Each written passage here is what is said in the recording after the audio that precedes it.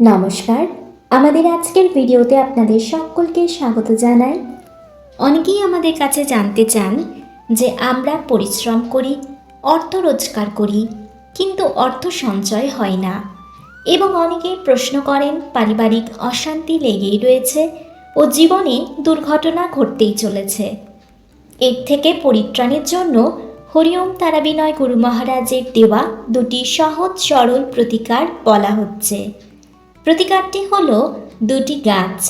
এই দুটি গাছ আপনাদের বাড়িতে রাখলে আপনার সমস্যার সমাধান হবেই। জেনে নিন গাছ দুটি কি। এই ভিডিওটি মনোযোগ সহকারে দেখুন ও উপকৃত হন।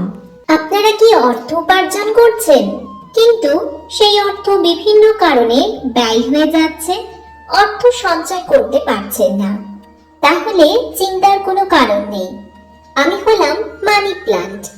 আমার শাখা প্রশাখা যত উপরের দিকে উঠবে ততই আপনার উন্নতি হবে। আর হ্যাঁ, আমাকে উত্তর দক্ষিণ কোণে রাখবেন। আমি হলাম স্বামী গাছ।